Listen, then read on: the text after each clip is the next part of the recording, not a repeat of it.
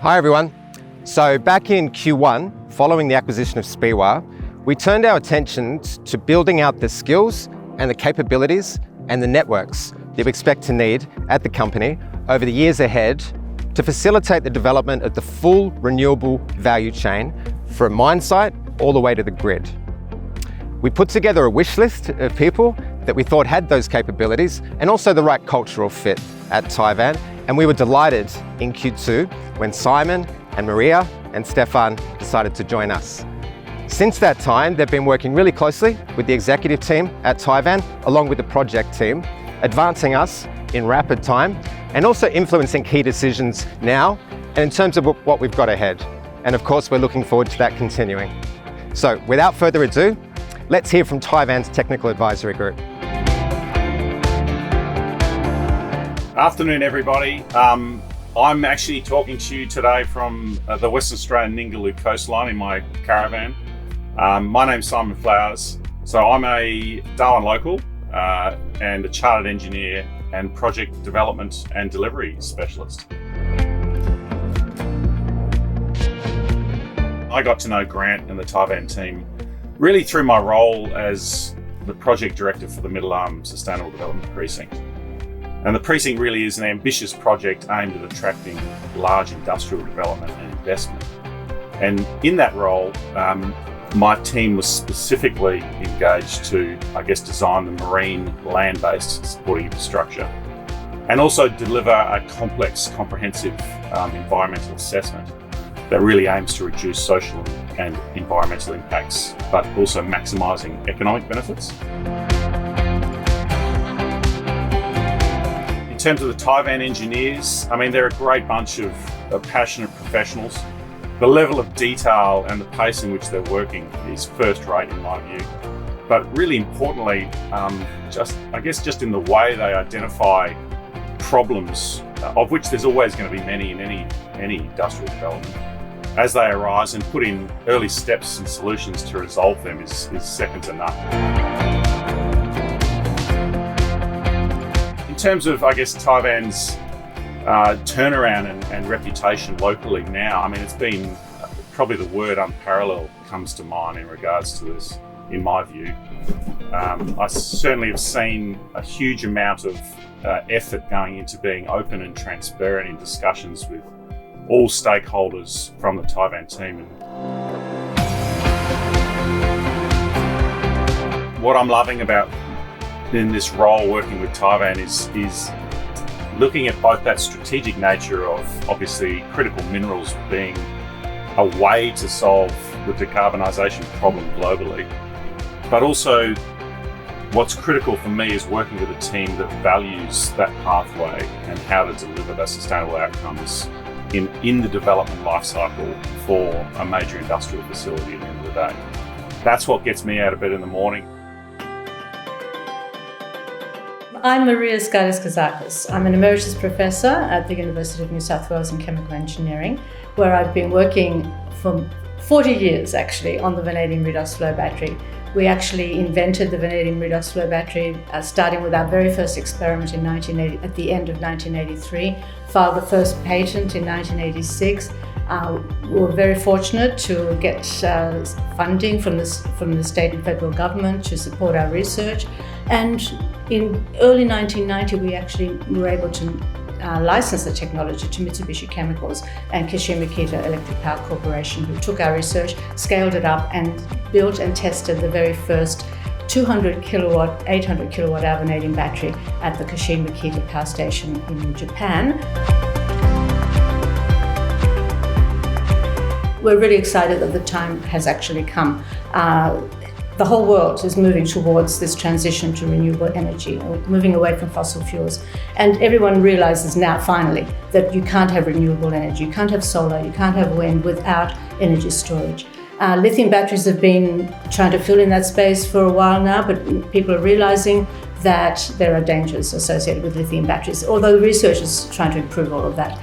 But also for longer duration, when we're going to complete renewables and zero fossil fuels, we really need to have longer duration energy storage, and that's where flow batteries are really important, because they are, as we increase the energy storage capacity, then the cost per kilowatt hour drops away dramatically. So vanadium redox flow batteries are ideal for that. They also have very good minimal environmental impact, because the electrolyte can be reused indefinitely. So that's why they're attracting a lot of attention, and we're very excited about the future. To be able to now work closely with the engineers who are looking at designing and very soon implementing the technology in terms of the electrolyte production, because the critical part of the battery is the electrolyte. I'm really excited that Tivan is really committed not only to just mine the vanadium and process it and extract vanadium, but also to produce electrolyte locally here in Australia, not only to meet our local demand, which is going to be very important, but potentially even for exporting. So working closely now with the engineers is allowing me to transfer all the know-how that I have, all the knowledge that I have, and helping them to design the electrolyte manufacturing plants, select equipment that's going to be needed, and then start doing testing and evaluation of the electrolyte as well. Well, industry has always been extremely important in the research that I've done throughout all my career. So we've been funded by government and both state and government and federal government, but also by industry groups. Working together with industry is really critical to keep you focused and not just do esoteric research, which is really not going to be of any practical value, but to have very targeted research which will achieve the outcomes that industry needs. Otherwise, they'll never be able to take it up and implement your research and development.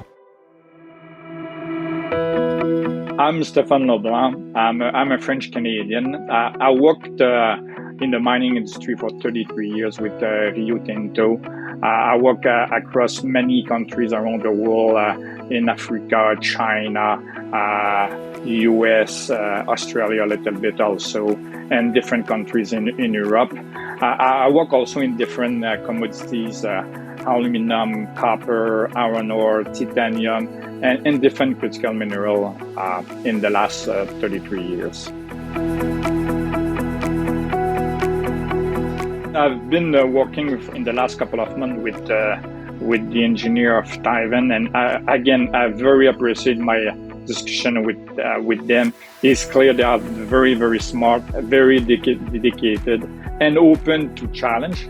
Personally, I like to challenge people and try to bring my experience, what I learned across my last 33 years with them, and I can see that they are listening. I want to bring them that it's good to be perfect in a project, but at the end of the day, a project has to be profitable. And I like always to say, and it's what I was saying in the past, but I like to challenge people that stopping studying, think big, have a big vision, but it's very important to start quickly and small, and to start to build relations, learn from our mistake, and build on those to have at the end an amazing project.